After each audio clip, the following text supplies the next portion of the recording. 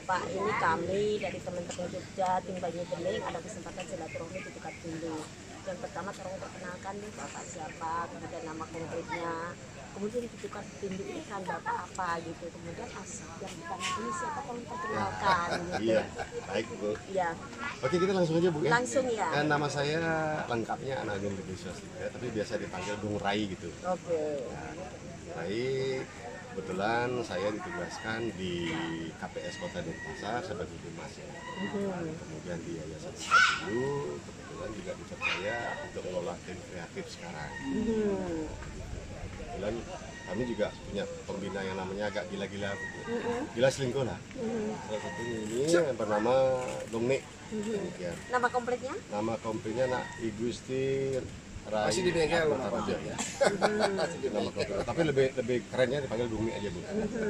Dan beliau sebagai pembina juga di Yayasan sebagai pengawas. Jadi semua gerak kita diawasi sama orang gila ini. Jadi kalau orang gila yang mengawasi kita, kita ikut gila juga Bu. Intinya seperti itu.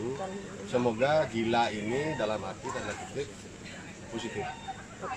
Oke. Kemudian kita kan kemarin pas pandemi nih Pak, ada nggak perbedaan ketika sebelum pandemi kemudian pasca pandemi ini mempengaruhi gerakan di Tukar Tindu ini enggak? Begini Bu, kalau terkait dengan situasi begitu Bu, situasi sangat. Tetapi pergerakan kita justru Bu, munculnya gila selingkuh itu pada masa pandemi. Artinya itu ada perubahan, Ada justru perubahan, iya. positif. Cuman gerakan ini kan gerakan untuk edukasi lingkungan. Kalau gila selingkuh Ibu mungkin tahu sendiri, biar melestarikan alam selama hidup. Berawal dari situlah akhirnya kita bisa membentuk sampai sekarang 40 KPS yang ada di Kota Denpasar. Luar biasa. Karena Orang-orang negatif yang bisa bergerak pada saat itu Bu. Kalau yang positif kan isolasi Bu. Oh iya benar. Jadi kita yang negatif lah yang bergerak. Iya. Tapi tujuannya untuk lingkungan. Gitu, Bu. Jadi begini ya, di masa-masa seperti ini kita memang dibutuhkan orang-orang yang gila ya. Tapi untuk menuju itu kan tentu butuh satu motivasi yang luar biasa. Kemudian yang saya salut di sini kan bagaimana mampu menggerakkan masyarakat itu, kemudian mereka secara kesadaran penuh mereka kemudian aku harus melakukan sesuatu yang ini untuk diriku sendiri gitu, dan itu tentu sangat gak mudah gitu ya. Iya, betul. Nah terkait dengan ini Pak Kadis, bagaimana Pak Kadis melihat gerakan di Tukar Tindu ini? Karena tentunya kalau ketemu orang-orang gila gini itu kan mestinya Pak Kadis menjadinya lebih mudah gitu, nggak rombeng sana rombeng sini. Dan mohon dengan nama komplit Pak Kadis termasuk OPD-nya ini monggo di Nama lengkap Iwayan Badu. Kami sebenarnya sama statusnya satu pembina di KPS. Itu dari segi pemerintah, kalau nggak ada orang gila ini nggak jalan ini. Tapi yang terpenting sebenarnya kita ketemu orang-orang yang sadar. Beliau tentu sadar. Semua pengurus di KPS itu orang-orang sadar. Sekarang bagaimana sebenarnya pemerintah bisa menindaklanjuti, memfasilitasi. Yang kita tahu biasanya kalau kita yang membentuk instan biasanya tidak tahan lama. Tapi ini kalau tumbuh dari masyarakat tentu berbeda. Ini yang luar biasanya gila selingkuh. Makanya kita butuh orang gila seperti ini.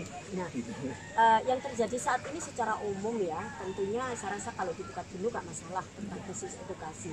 Karena di sini edukasi sudah berjalan dengan baik, tapi di luar sana krisis edukasi ini kan sangat-sangat sudah darurat banget gitu. Nah, dimulai dari Tukar Tindu ini saya rasa virus-virus ini bisa disebabkan bahwa sebetulnya kita bisa kok untuk mengurai permasalahan krisis edukasi. Nah, ini mumpung ada dari Joglo Al-Hikmah juga ya. Ini mohon gimana nih Pak Haji kalau terkait dengan ini gitu, terkait dengan lingkungan, terkait dengan apa yang dilakukan Tukar Tindu, dan ini apa sih yang dilakukan di Joglo yang mungkin sama-sama gila, cuman gilanya itu beda, kalau batik itu beda motifnya saja gitu. Terima kasih. Perkenalkan nama saya Mas Kurun saja. Saya mewakili dari Yayasan Animal Joglo, kebetulan ada di Denpasar Barat. Tepatnya di Desa Padang Sempengkot. Kami ada di Banjarbatu Bolong. Sebenarnya masalah isu ini sudah lingkungan itu sudah menjadi concern dari pemerintah. Tapi sekali lagi bahwa lingkungan begitu besar cakupannya, kita paham pemerintah punya keinginan tapi kadang-kadang kemampuannya tidak. Nah, kesadaran yang tumbuh dari masyarakat ini sangat dan amat dibutuhkan oleh pemerintah satu sisi. Di sisi lain tidak menutup kemungkinan, tidak menutup mata bahwa menimbulkan kesadaran masyarakat adalah PR besar. Sulitnya bukan lagi cuma sulit, susit saking sulit.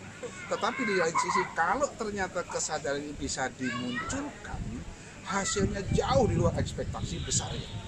Dan mudah-mudahan diawali dari video ini ada semangat yang bisa kita gerak tularkan ke tempat lain, karena biasanya masyarakat di Gross bawah itu simple bahasanya. Jangan cerita panjang-panjang, contoh yang sudah ada Bisa dilihat. dengan itu Dan nanti tentu dengan contoh itu dimulai dari betul, orang gila ini betul. ya. Nah, Oke. Oke. Ini juga ada yang gila, tapi ini gilanya dari kebetulan dari dunia usaha. Ya. Ini udah dimulai gila ini, harapannya nanti semakin gila ya. Ini ada dari Ramada. Ini apa sih yang sudah dilakukan oleh Ramada dalam bicara tentang lingkungan, setidaknya untuk cukup di lingkungan kita sendiri gitu. Terima kasih Bu. Perkenalkan saya Budi Armita dari perwakilan dari Ramada Hotel. Jadi lingkungan itu sangat luar biasa sekali, apalagi yang di sini di Sukabumi sangat menginspirasi sekali buat saya. Dan kita juga di industri terkait dengan air, kita menyelamatkan dunia kita dengan memanen air hujan, di mana kita bisa memanfaatkan air hujan menjadi air minum. Bahkan itu kita sudah menjawab keresahan masyarakat umum, masyarakat luas, apa yang bisa membuktikan air hujan bisa dikonsumsi. Sedangkan kita di Ramada sudah menguji labkan air yang sudah kita proses aman untuk dikonsumsi. Oke, setidaknya dari dunia usaha ini juga sudah dimulai adanya gerakan yang mereka juga peduli tentang lingkungan. Nah, ini juga kebetulan ada dari yang labelnya goreng-goreng, biasanya kan mereka beda ya, perintahnya itu membangun kesadaran ini tak kayak yang udah selingkuh nih, di live di gini. Kalau ini kan beda, nggak pakai kata-kata. Nah, ini gimana ini Pak Jody gitu? Baik, perkenalkan saya dengan Jody Siahan dari Kodim 16 Badung. Jadi kita dari TNI kan sudah jelas dulu tugas kita operasi militer dalam perang maupun operasi militer selain perang, ya artinya membantu di lingkungan masyarakat yang membutuhkan. Jadi operasi kita itu operasi militer dalam rangka perang maupun operasi militer di luar perang. Artinya ketika masyarakat mengalami bencana, baru misi kita bukan di saat bencana itu kita baru hadir. Ya sebelum bencana itu hadir, kita lah perlu maju untuk bersinergi dengan masyarakat untuk bagaimana untuk menata lingkungan ini agar tidak terjadi dulu baru kita action. Oke. Ya. Ini dari beberapa hal ini dari kita Bini, kemudian Ramada, dari Yayasan Al-Hikmah ini, apakah itu bisa dikatakan bahwa yang mereka lakukan ini bagian dari bela negara? Sudah termasuk. Sudah. Jadi makanya kita spot ini seperti joglo, sudah kita ikut apa yang menjadi keluhan mereka, kita bantu secara militer, kita bantu, kita dukung, kita support terus, karena mungkin mereka yang lebih setiap hari bercampur dengan masyarakat, kita dorong. Ketika kita mungkin dibutuhkan di sana juga kita hadir. Oke. Ya. Ini yang terakhir kali untuk kami minta statement dari Pak Kadis nih terkait dari berbagai unsur ternyata sudah melakukan di Denpasar ya. Itu kemudian apa sih harapan dari Pak Kadis ini? Tepat hari bulan ini juga bulan Bung Karno, Bu. Ini pemerintah Provinsi Bali juga temanya adalah menyediakan air. Tapi terlepas dari semua itu, teman-teman yang dari depan dulu, KPS, Yayasan Dekat Dulu, dan sudah terbentuk juga di tempat lain, itu sebenarnya mereka tidak perlu banyak bicara, tapi realnya kesadaran mereka sudah tumbuh untuk menjalankan konsep kita di keteraan. Tapi disampaikan tadi sama ketua kan bagaimana kita bisa berkomunikasi dengan lingkungan, sesama. Kalau di sini juga ada hal-hal yang bersifat spiritual juga kan. Semuanya memang tumbuh dan ada di sini. Dan kalau kita di pemerintah, kalau ini sudah ada, tentu tinggal seperti yang disampaikan oleh teman kita dari Yayasan Gendro, harus ditiru, harus bisa direplikasi oleh teman-teman kita di tempat yang lain. Oke. Lebih gampang jadinya kita, karena sudah ada yang nyata dan terwujud ada yang mereka sudah bisa lihat secara nyata. Oke, setidaknya inilah sore yang penuh hikmah ini, bahwa bagaimana ketika kita bicara lingkungan harus tumbuh dari dalam diri kita yang menyatu. Di situ ada filosofi secara religi, kemudian juga ada kesadaran yang mengarah bahwa apa yang kita lakukan ini sebetulnya adalah untuk diri kita sendiri, karena alam nggak membutuhkan kita, tapi kita manusia ini yang membutuhkan alam.